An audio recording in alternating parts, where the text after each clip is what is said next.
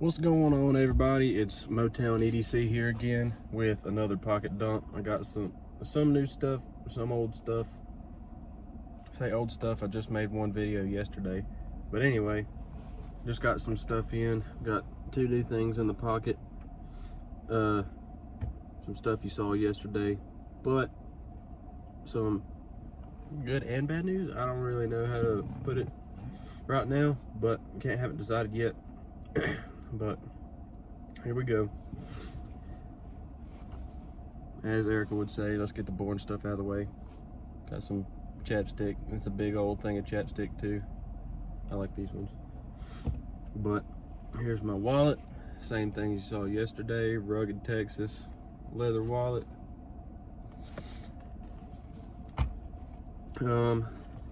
That same Richter slip that you saw yesterday, carrying my orange Delrin 71. I meant to say this yesterday, but these little leather lanyards, when I first got into EDC, I used to try and do all the fancy knots, but my hands are big and I've got fat fingers, so I just do like a little simple knot instead of trying to do all that fancy stuff, because it just makes me mad at that point. I don't want to go through the frustration. But got that one. Got my Virago EDC Hank. I like this brown plaid color. And got my Benchmade CLA. It's closed right now. You'll see why in a second. And then here's some of the new stuff. Unfortunate news with this one. Not really unfortunate. It's an easy fix, but I just got it and kind of wanted to use it, but now I can't. I did get a new brass pen. I think it's the guy I got it from, I think he said it was a County Com, but it's full brass. It's heavy, but it's got a Fisher Space Pen refill in it. I like all this knurling and the weight on it, and I just like brass. I like how it patinas, especially when it's got knurling like that. You get the dark spots in the middle, or in between the little grooves in the knurling, but it goes in and out of the pocket pretty easy. I like brass, and I didn't pay for it, so I'm not complaining. I'll just get a new refill for it, so it'll be good.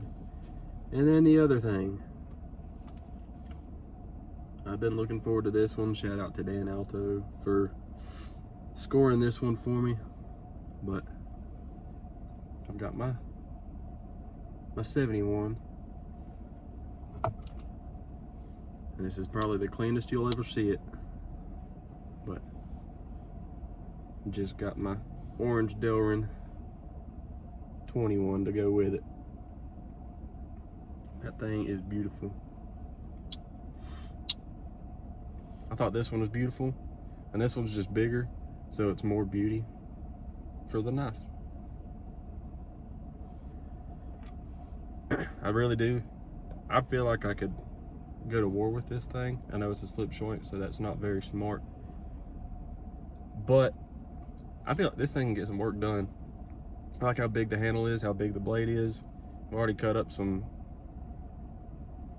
boxes with it just to see how sharp it was and how I like the blade and everything.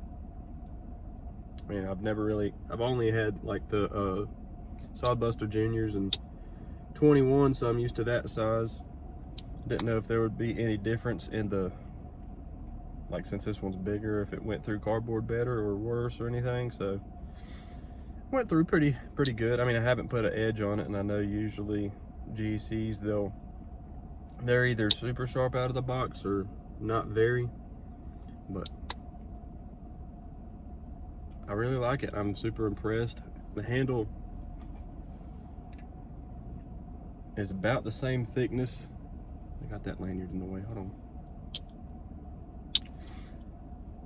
Surprisingly, is the same thickness as the 71. I'm about to get my numbers mixed up. So the 21 It's the same thickness as a 71, even though it's a bigger, longer knife. They're the same thickness. But I am working on getting the billet sheath made for this. I know Richter just got one of his made. We were talking about that, and it was just a big knife, and I didn't really want to throw it in the pocket being that big, just kind of bouncing around everywhere. And we were just talking and got to talking about belt sheaths for these. I'm gonna get a pancake slip made. He just made himself a scout carry one. If you haven't seen it, over on his Instagram, looks pretty good. I like it.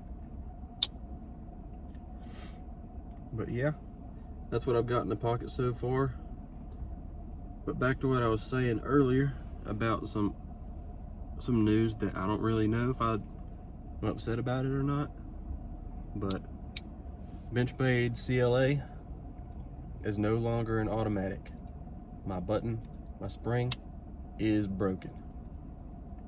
But I was just thinking, all these button locks are the rage nowadays, so I don't know if I want to keep it a manual like this or send it out to Benchmade and get it fixed. It's still sharp though. I just went to open it to cut down some cardboard here at work and just felt the spring snap, so I don't know if it's good or bad yet, but I'm going to keep it like this for a little bit, see if I like it better than it being an automatic. I do like some manual knives. I mean, that's mostly what I carry anyway.